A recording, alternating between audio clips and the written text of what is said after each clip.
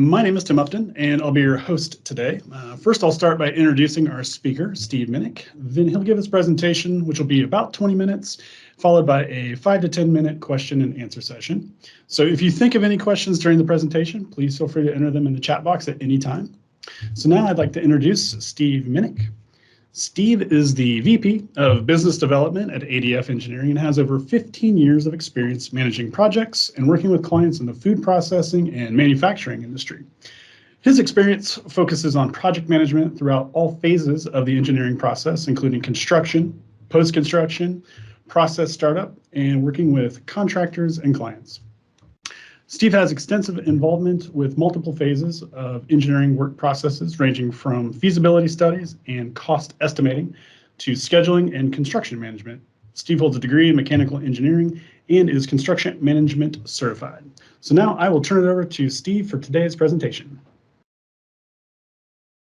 Thank you, Tim, very much for that introduction. Definitely made me sound like I've been in this industry for a long time and very qualified, so thank you for that. If you guys ever need Tim's services for introductions, I highly recommend that.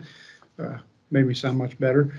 The topic today and of the webinar is basically we're looking at, why is it time to modernize your plant? And that's pretty much the overview of this presentation. What I want to do is just go through some quick bullet points of the things that we're going to talk about today. We'll touch on each one of them, from producers' challenges and industry challenges, how to modernize and what that will do to the consumer perception, automation solutions, auditing your facility, technology improvements, and most importantly, and certainly last but not least, is the reduction of labor dependency, which is something that we've all felt.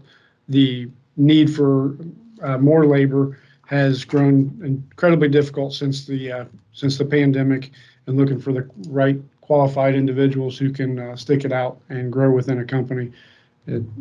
So some of the things I wanted to point out here are just industry facts to get started, to wrap everyone's head around the magnitude of what we're dealing with when it comes to modernizing and why we're doing it. In the next 15 years in agriculture and feed industries, we're going to need to produce enough meat, milk, and eggs to feed an additional billion people in the world. And just to get for an idea of reflection of cost, 60 to 70% of the total production cost is in the feed, and the feed represents 60 to 70% of the cost in the poultry industry alone. So that doesn't even include the beef cattle, the hogs, the broilers, the dairy cattle. You can see this is a stat from 2019 that stayed the same each and every year. It continues to go up. The dependency is there, and more importantly, as we have to modernize our facilities, think about the farmers. If you look, the new state-of-the-art equipment, improved genetics, drones, how farmers are monitoring their fields and trying to get the highest level of yield out of their fields.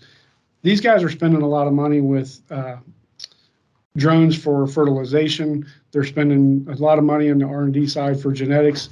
I know that currently there are genetics out there that will come to full germination in 53 days versus standard genetics that can take up to 70 to 80 days. So the farmers are working and doing their part to modernize how they are doing farming, which has been around for thousands of years. I think for us as operators, plants, facilities, engineers, we have to take a hard look at our facilities as well to modernize them, mostly to keep up with. They're going to be bringing more product in, so we need to be able to send more product out and do it consistently and repeat. Some of the industry challenges that we're going to focus on here just to get started is the issues with the supply chain, also the formulation and how it's ever changing and evolving and developing, and also the labor issues. So as I transition, and as Tim mentioned, there are likely to be questions throughout the presentation, so just make sure that you put them in the parking lot, send them over to us. We'll go over it at the end. But one of the things on the supply chain side is our grain transport challenges, our rail dependency. There's a lot of people who may be unaware that as recently as late December, early January, the rail industry was on the verge of a strike, which would have had incredible impact on delivery to an already strained supply chain to be able to move our products from internal customer to internal customer all the way to our end user. So that was a major red flag and concern, that just the rail dependency has a major impact. Also, we have to look at the events going on in the world. We have the war right now between Russia and Ukraine that has a significant impact on the cost of our raw ingredients and the products from the corn, from the wheat, and the like. And then last but not least, the water level in the Mississippi River, in my opinion, being a biblically low level, this offers a whole nother level of transport challenges, because our breadbasket for the United States, the Mississippi cuts right through the middle of it, and barges currently are struggling to get up and down the river. All of these things are what is impacting and changing the cost and the way we produce and the way we move products. And while we have little control over these items, our farmers and others alike, they're using as much modern technology as they can, because they know that as supply chain strains happen, they have to be prepared and ahead of the curve to be able to get the products, to move them and to produce more. So I think the whole thing here is supply chain struggles are going to continue. We have to be out in front of it with more modern technology, all the way from producing at the farms to how we handle it, production at the facilities. Something that also to bring up with the challenges is the feed formula fluctuation. Right now, every bag of product that's sitting on a shelf has a nutritional value that's identified, and it has to be met. How it's met, however, is the game changer, because of the supply chain strain and the ingredients and the resources that are available. The nutritionalists in our industry are in a constant state of fluctuation on how they're going to achieve the nutritional targets that are identified on the bag. And with that being said, that's going to mean that we have to produce, or we have to have facilities that can handle much more diversity in the products that we bring in. This isn't the old days where you have 4 bins of one ingredient. We're talking many different ingredients at different volumes, so that we can meet the changes that the nutritionalists are putting on us. It's significant enough that David Fairfield from the National Grain and Feed Association has made a comment and made a statement that maintaining just-in-time inventories, this is no longer an option anymore due to logistical issues. This causing increased cost of inventory and the need for more inventory space. I mean, this was a quote pulled right from an article that was recently released, that everyone is seeing the need for additional space in their facilities for more products. The other part of this, the challenges, is the labor issues.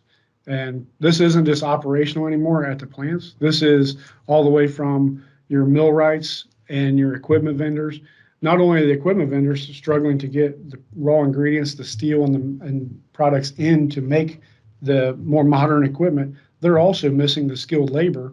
So the labor issues is all the way from the equipment manufacturers to the contractors and millwrights, and up into our plants on how things are being ran. We no longer have a endless supply of skilled labor sitting around looking for work and wanting to work. It's just not that way anymore. Right now, we have a record number of people that have left work since this pandemic started. And this is something I wasn't even aware existed, this terminology, the Great Resignation. I had no idea that that was even a thing that had been introduced to society. That there's a certain level of entitlement. People, they want to work from home. They want more wages. They want a system that's push of a button. And if it's not that, they basically are leaving. And that's what the statistics show. Even as recently as September 2022, is saying that 1 in 5 workers may quit their job. I think that it's more like they have quit their job, but that's pretty recent data to show that we are seeing and feeling those constraints, and that industry challenge for us is just having the people to do the work. So the reason that we need to modernize is not only because of the labor dependency, but also because with more ingredients that are coming in, we get into the traceability. So the traceability part of this is something I spoke on at the Pet Food Forum in Kansas City within the last 6-7 months. And the reason that we modified this presentation from that was the fact that there are more issues going around that impact this traceability. And the traceability improvement is one of the key components of the modernizing, because you're going to have more ingredients into the facility. Farmers are producing more. It's going to be coming into the plant faster. All these things attribute to why we need to modernize, put in the traceability, because what our consumers will see is added confidence in, hey, we are receiving the best raw ingredients in, the best feed from the farmers. We're handling it, we're documenting it, and every step of our process is recorded. So if there's ever any issues from an accountability standpoint, we can stand behind as producers what's going through our plant. And by doing that, we can maintain a competitive production cost because we're not reworking. We don't have to redo things that, could be out of spec. So this is where the fewer mistakes that we make, the higher level of consumer perception and confidence they'll have. And the reason I say automation is because, many of our plants in the field today may have some levels of automation incorporated, but as a whole, as an industry as a whole, there are many more rooms for improvements. And I'm not here to, I don't want to speak and promote a new grain dryer or a new bucket elevator or a new pneumatic conveying system. But the truth is, many of these equipment vendors and these items are out there for us to be able to incorporate into our facilities that will help the feed ingredient locations and the finished product warehouses all the way through distribution, and tracking how long has the product set in the distribution warehouse, what was the climate in there, were there any things that could have contributed to vomotoxin, mycotoxins, anything like that. So those things being identified through a automated system that's able to be recorded is critical. And then the other part of it is, when we talk about automation, we're looking at the reduction of employee errors, or what I would say employees, I say human error. We get rid of the manual efforts that are being made, both not only adding ingredients, but also how things are recorded. I know that I've been in a plant as recent within 12 months where there are dozens of hand-add ingredients weighed up on a scale in a bucket, added to a system for multiple batches. These ingredients, from micros to minors, are typically some of the most costly ingredients that get added to that batch, and it's being recorded on a piece of paper that is being turned in at the end of a shift. This is, that's a lot of labor and a lot of room for mistakes. So with that being said, that's where we have to look at what technology is out there where we can automate these specific points and touches within the facilities. And I specifically use the word production confidence in the next bullet point, because as a former operator at a plant, I was also an engineering manager at a plant. The production confidence will basically give you the opportunity to feel good about what's coming in the plant, how much is being ran, what's going out. And you have a high level of confidence that if you need to up the capacity at your facility, you'll know whether or not you can do that. And that's where, if you have confidence in the systems that are in the plant, your production confidence is going to be elevated. And with that, what's leaving the plant from a quality standpoint, which I think the customer satisfaction goes hand in hand with that production confidence. And, the thing with these systems is exactly as I point out here. They're repeatable, they're recordable, it's consistent. That's what we want in every facility, in every location we can get it. It's not achievable at all levels and all facets, but if there are low-hanging fruit places that we can implement or incorporate this automation, that's our target, and that's what we want to do. When I talk, when we go from there and we transition into the auditing of your facility, this is where we kind of tie it all together, and you look at how is the plant running, what's my base condition, what are the bottlenecks that we can overcome, and how do we overcome them? A lot of times, I think this is where if you're in a plant all the time, you start seeing the old adage is forest for the trees. You see it every day, you become complacent to it. It's running the best it can, it's maxed out. Well, I would encourage everyone to look at the opportunity to do an audit of your own facility, do a self audit, and identify as many things as you can, and then add a new process technology if possible. But the whole idea here is that you could use a third party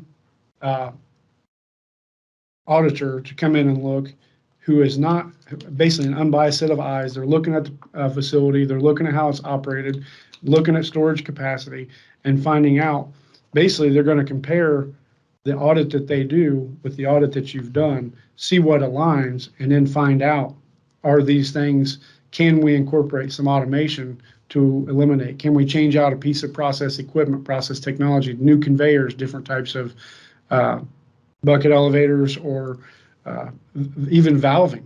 There's so many different ways and new technology that are out there.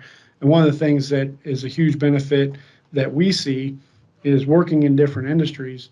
I think there are opportunities that our industry, from a grain and oils and feed production, is that we can leverage other industry technology and reapply it to ours.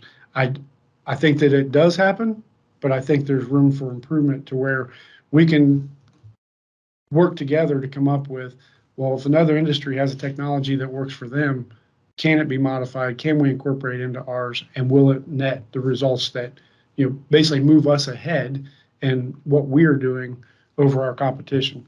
So I think that doing the audit and identifying what you have and what you need is very critical to, how you modernize and where you will spend capital to do so.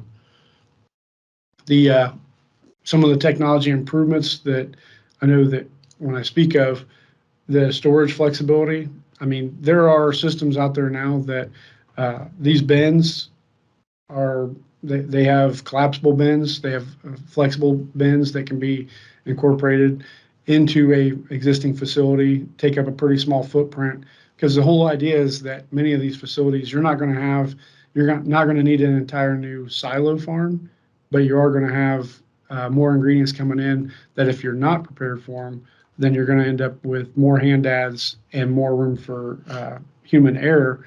And one of the things that the turnover is so high is because most of the labor issues that we're seeing, these operators and people come in, they have little to no commitment long-term to your company or the organization. They come in, they make a little bit of money, they realize that it's a very manual process, and here's the thing, they also are getting trained at your facility and then taking that training to another plant that may have updated all of their ingredient storage, their traceability systems, their automated systems. So from my standpoint, I think that we have to look where the technology improvements can be implemented and what impacts they're going to have to these bullets here, meaning, does it make things more traceable? Does it improve the formula accuracy and consistency? Because that also is going to help drive down the production cost or stat unit cost for production. And, as I mentioned, reducing the labor dependency. If these plants are outdated and these plants are manual, what's going to happen is you're going to bring in a group of people. There's going to be a cost acquisition for that employee. Then you're going to go through training. And before you know it, you're part of that 1 out of 5 that's going to turn over. And the worst part is where they're going to go, or most likely going to go, is they're going to go to your competitor who's down the street, who has invested in their systems and their plant to modernize it and make it more operational friendly. So these guys they go from a manual job at X dollars an hour, get the training from you that cost you money. They go down the street and they get paid more money to do less work because it's an easier transition. So my concern is, probably the same as many of yours as plant operators and engineers. We need to find out how we can get and retain better help. And not only that, we also have seen, with the turnover rate as high as it is, can we create systems that are autonomous that will run on their own so that we can actually operate the plants with fewer people and reduce labor dependency at a whole nother level. So I guess some of the things we covered, I feel like we went over, I shared a lot of information, and I hope that I triggered some questions as far as you thinking about your plant. When have I done this? Can we do that? And really some of the questions that I thought about or even put in here was, have you performed your self-audit? Have you identified any gaps that you have at your facility? And are you aware of the latest improvements in technology or equipment that's out there from your vendors, from other your competition? And the other thing is, if your marketing or your management comes to you today and says, "Can you increase capacity? Not tomorrow, not next week, today. Can you increase your capacity? And do you have the technology and capability in your facility to do that?" That's some of the things that I really wanted to be stimulated from sharing this information with you guys. And again, several people that have logged in. I've been to your plants. I've worked with you one-on-one. I definitely appreciate you taking a few minutes, listening to my presentation on what we're talking about here.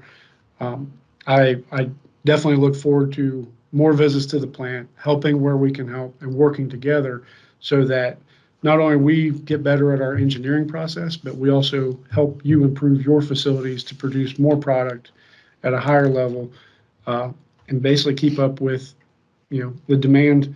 I feel like we have to do our part just as the farmers are doing their part in the field, utilizing the latest and greatest technology to put it in the ground and grow it. We need to be able to do what we can to blend it, batch it, and get it out the door for our customers and feed that extra billion people that we're looking to add into the world. So with that, I'll go in and turn it back over to Tim for a few minutes here, look at some questions that may have come in. And if there's anything, my contact information is here on the last slide. Cell phone is always the best way to reach me with questions, and we have a very well-rounded full-service engineering team on our end. If there are questions you have that I can't answer, I have someone on my team that is the industry expert, and we can definitely address it. So feel free to reach out. Thank you guys very much. All right. Thank you, Steve. So that was an information-packed presentation. Steve covered a lot today. So I'm sure many of you are thinking about how you can incorporate some of these strategies into modernizing your facility. So we'll give it about 30 seconds to a minute, maybe let some additional questions trickle in. What is an easy first step someone can take if they are starting to think about ways they can modernize their plant? So where should they maybe initially focus their efforts out of the gate? Okay. Yeah, and I think the self-audit and looking at your operation, look at the basically the asset health of. I don't think you should look holistically at the entire facility. I think you should start to dive in granularly to a specific part of the process where you feel like there could be an issue or there is a known issue, and really just look at that and find out what's the life expectancy of the technology that's there? How is the asset health? Is it something that's still running good and proven technology? Or that's the best way to do this, I think, is to start small and realize if you make a few small changes, it could have an impact overall. But I think trying to go at this thing as an entire overall plant audit right out of the gate would be very aggressive. And I think you need to look at the each step of the process and find out which part of it is the most efficient and basically which is not. So I would say a debottlenecking study to find out how the plant is running is a good first step. Okay, perfect. Looks like we do have one more question coming in. The user is still typing, so just a second, but it does look like we are getting pretty close to the end of the presentation on time. So if you do have a question, now is the time to get it in. And I hope that hope that answer of the debottlenecking study is the right approach for you as well. Appreciate the question. All right, so just waiting on this user to finish typing. Must be a long question. Might be. All right. So, where have you seen success in adding automation to the process in an area other than ingredient delivery? So I'll read that again for everyone. Where have you seen success in adding automation to the process in an area other than ingredient delivery? Okay, so other than ingredient delivery, I think the biggest room is ingredient receiving, meaning that we have seen an uptick in automated grain probes from rail and truck alike. And the reason that this has actually increased the efficiency is because not only the trucks and the rail and the ingredients received much quicker, it actually a higher level of confidence in what they are getting, because the automated systems are allowing trucks to come through the facility much quicker. It's cutting down on the traffic within the facility, and it's also helping keep the inventories higher in the bins so production numbers can be met much easier, meaning milling, receiving, the milling department who is producing the product that's going to the production lines, it's able to have higher inventory. So automating in the ingredient receiving, like the front end loading, where the rubber meets the road, where this plant is intake, has been the biggest area, not only from the automation of the sampling, but then also there have been improvements in the conveying systems for distribution into the storage bins. More flexibility has been added, that has all been automated. Okay, perfect. All right. Looks like we don't have any more questions. So if you'd like to connect with Steve and discuss any of these topics further, or how ADF can work with you to start laying the groundwork to modernizing your plant, please email Steve at sminnick@adfengineering.com. Or as he said, the best way to get a hold of him is to just call him directly, 937-510-7372. So on behalf of ADF Engineering, I want to thank all of you for joining us today. We appreciate you spending time with us, and we look forward to seeing you on our next webinar. Have a great afternoon.